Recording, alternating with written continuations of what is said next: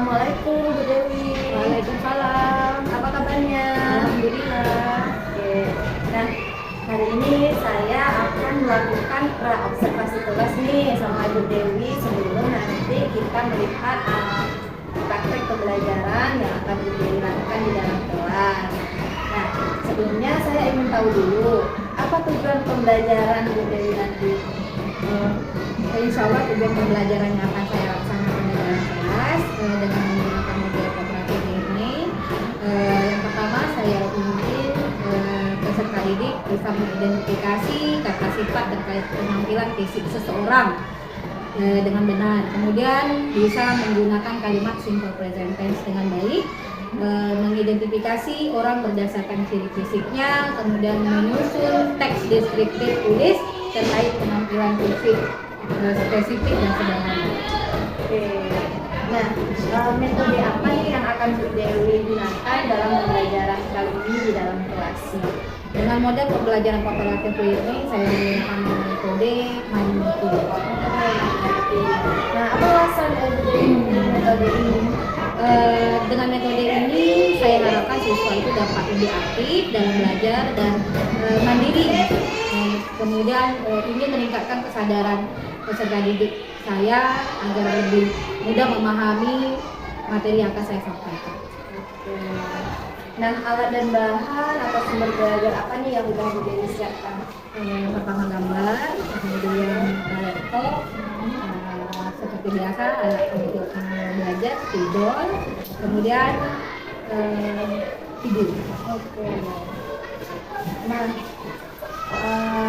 apakah ada alasan khusus nanti Bu Dewi memilih sumber belajar seperti ada video, gambar? Alasan saya memilih alat belajar itu adalah supaya siswa atau peserta didik saya terbantu dalam memahami materi dan bisa melaksanakan proses pembelajaran berdiferensiasi ini dengan model kooperatif ini dengan mudah. Oke.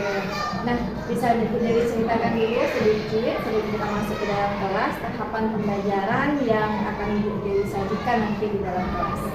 Seperti langkah-langkah dalam kooperatif learning ya. Yang pertama sekali, sebelum memulai pelajaran atau masuk ke materi, yang pertama sekali saya akan mengkoordinir peserta didik agar bisa fokus dengan apa yang saya sampaikan. Kemudian ya, seperti biasa akan dibuka dengan salam dan berdoa.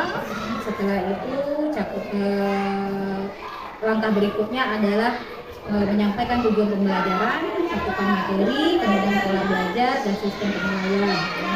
Kemudian menyajikan informasi tentang materi, kemudian membagikan peserta didik ke dalam tim belajar, kemudian terakhir membantu mereka mengerjakan KPJ yang sudah diberikan dan mengevaluasi dan memberikan pengakuan atau penghargaan terhadap peserta didik tersebut. Oke, berarti semua termasuk dalam langkah-langkah ini dari Bu Dewi. Nah, sebelum Bu Dewi masuk ke dalam kelas, apakah Bu Dewi punya persiapan tertulis yang Bu Dewi buat? Ya, persiapan tertulisnya itu tadi langkah-langkah pembelajaran kooperatif ini yang terintegrasi dengan pembelajaran berdiferensiasi. Nah, dari tujuan pembelajaran yang Bu Dewi sampaikan tadi, kira-kira untuk pertemuan kali ini materi apa sih yang dianggap sulit oleh siswa berdasarkan perkiraan Bu Dewi? Saya perkirakan dalam materi ini siswa akan kesulitan dalam membuat kalimat simple present tense. Alasannya kira-kira kenapa mereka tuh bisa sulit mengerjakan yang kalimat simple present tense? Karena hal ini kan simple present tense ini adalah hal baru yang mereka temui di dalam bahasa Indonesia. Nah, selanjutnya nih Bu, kompetensi apa sih yang bisa dimiliki siswa setelah mengikuti pembelajaran sesuai dengan harapan Bu Dewi tadi? Yang saya harapkan peserta didik mampu untuk membuat teks deskriptif dari materi yang sudah saya jelaskan. Itu membuat teks deskriptif ya. Deskriptif orang. Oke. Nah, kira-kira ada nggak yang perlu mendapat perhatian khusus nih dalam pembelajaran yang akan kita observasi di dalam kelas nanti? Kalau perhatian khusus sepertinya Ada. Siswa yang seperti apa? Siswa yang tidak mudah untuk diajak berkomunikasi atau berkomunikasi ya. Siswa itu dia jenisnya apa ya? Kinestetik ya, suka bergerak dia. Jadi tidak bisa duduk diam dalam waktu yang lama. Nah, terima kasih Bu Dewi. Nanti berarti kita setelah ini akan melihat pembelajaran yang sudah Bu Dewi rancang di dalam kelas. Terima kasih banyak ya. Assalamualaikum warahmatullahi wabarakatuh.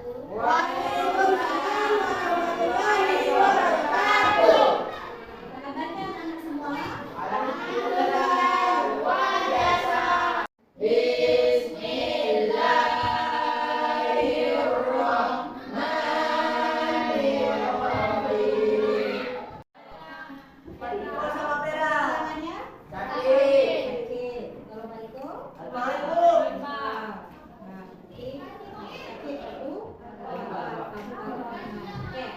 Masih ingat materi yang kita pelajari di minggu kemarin, pertemuan sebelumnya?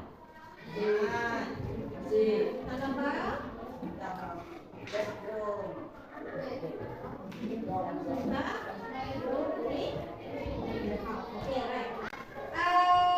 Untuk materi kita pada pertemuan ini, ya, sebelum kita masuk kepada materi pada pertemuan ini, Ibu ingin memberikan ice cream untuk kita semua. Coba, kita berdiri. Kelihatan mana? Right hand. Yo. Right hand. Kanan kah? Right hand. Kita ulangi. Left hand. Right hand. Open. Nah, close. Two clap. Three clap. Close. Close. Close. Close. Close. Close. Close. Close. Close. Close. Oke. Tepuk tangan untuk kita semua. Baik.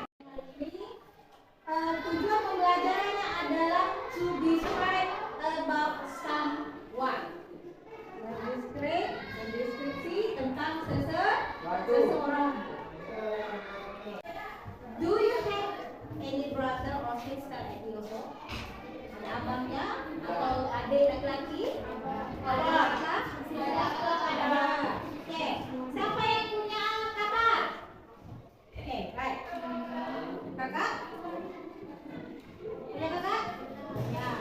Can you tell me about how she look like? Bagaimana ciri-ciri kakaknya? Ciri-ciri fisik? Tinggi. Tinggi terus. Rambutnya? Pendek. Lagi?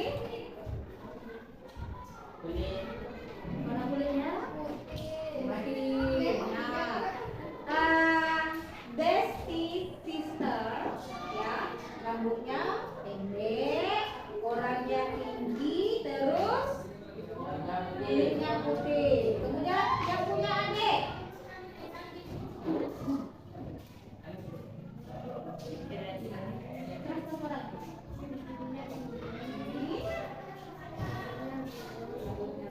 Panjang atau pendek? Pendek, putihnya yang sama nih. Ya, terus ada lagi? Oke, right.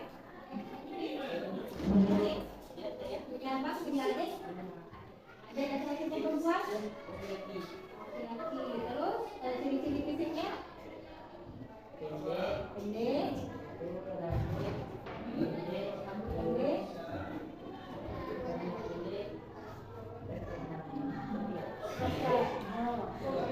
Coklat. Apakah dia baik? Baik. Baik sekali. Oke, baik sekali. Dari apa yang sudah ditanyakan, dari apa yang sudah dijawab, bisa kita mengatakan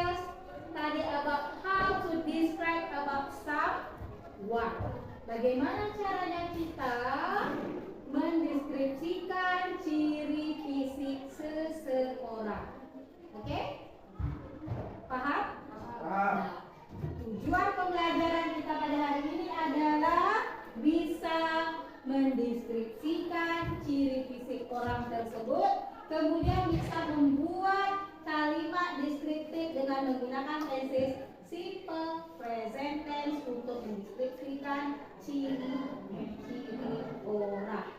Saya tahu? Ya. Oke. Pak, ini tengok nih.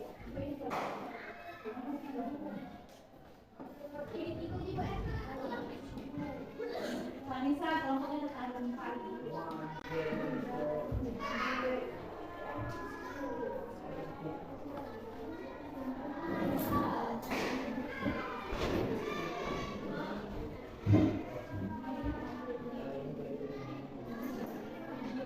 Helmi,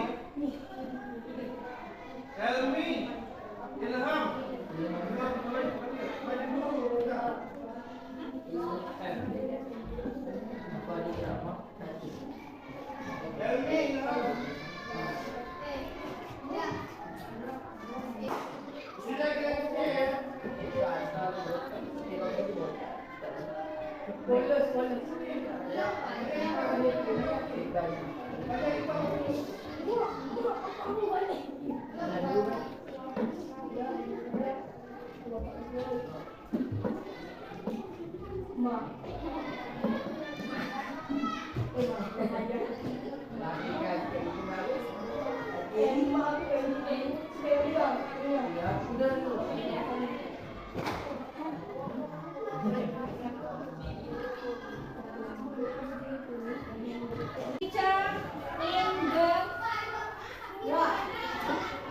Kira-kira ada yang tahu siapakah itu?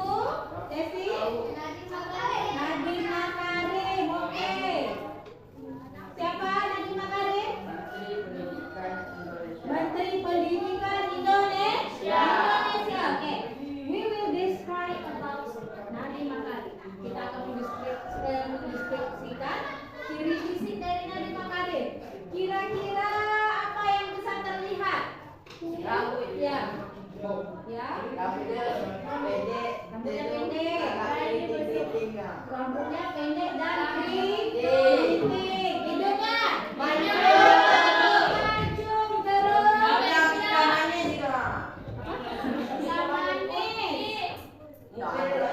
Mukanya agak lonjong.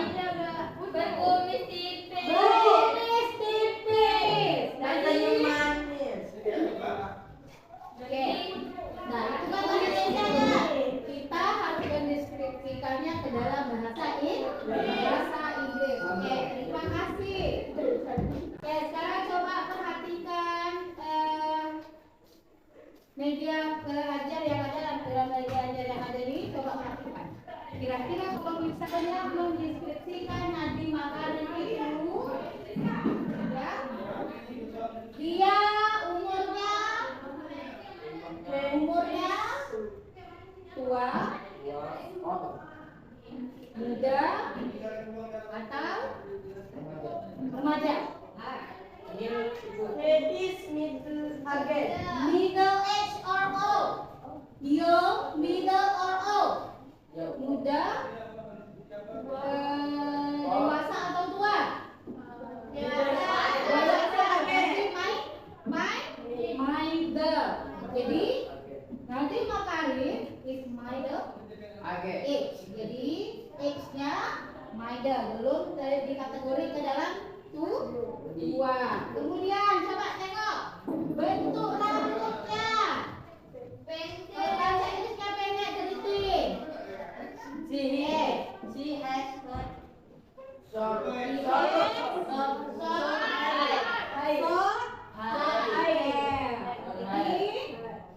apa lagi hidung? Hidung dia, Bu. Hidung.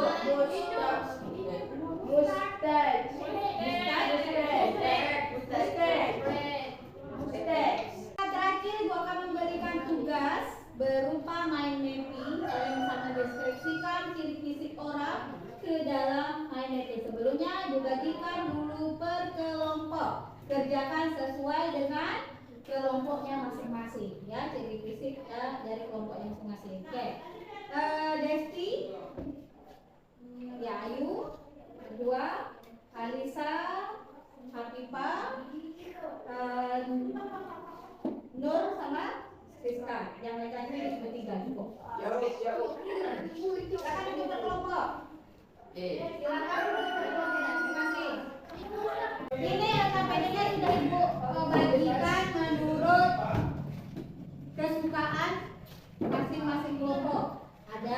yang menyukai tokoh politik, ada yang menyukai tokoh olahraga, kemudian ada lagi tokoh apa? Artis, kemudian ya ini yang olahraga. Olahraga. Kemudian ini yang suka, kelompok yang suka yang ini seperti tidaknya politik. Ibu, kami ini rambutnya lurus atau apa? Atau pendek? Bentukannya sama ini. Ya. Umurnya kayak ini, masuk yang mana? Masuk yang berapa kan? Oh,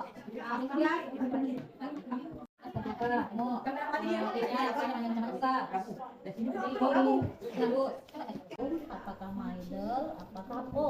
Oh.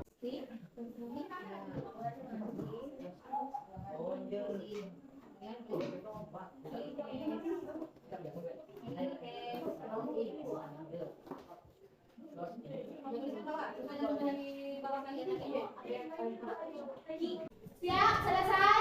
Ya. Kelompok siapa yang mau mempresentasikan pertama sekali? Presentasi duluan, tepuk tangan dulu. Kelompok tiga. Silakan.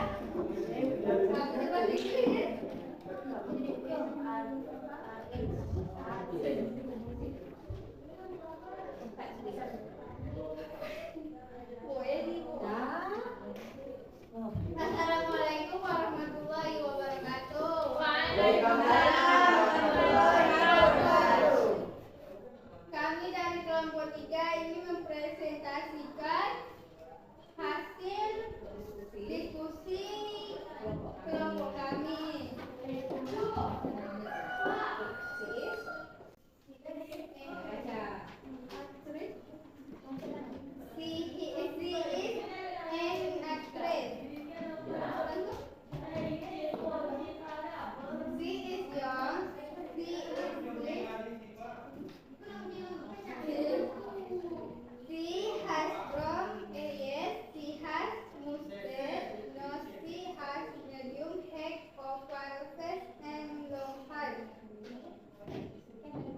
Sekian dari kelompok kami, terima kasih.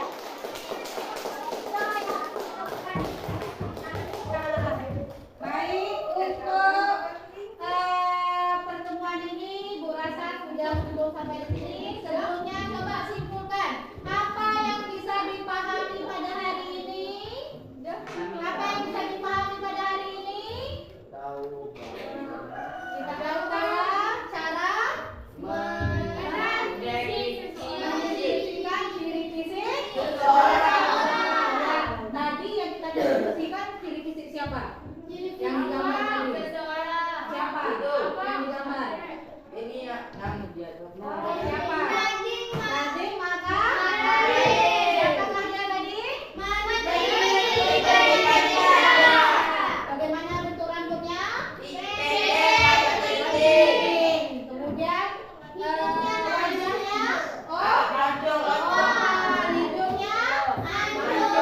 Oke, right. Terima kasih untuk waktunya hari ini. Terima kasih untuk semangatnya hari ini. Sampai bertemu di pertemuan berikutnya. Ibu tutupi dengan Assalamualaikum warahmatullahi wabarakatuh. Waalaikumsalam warahmatullahi wabarakatuh.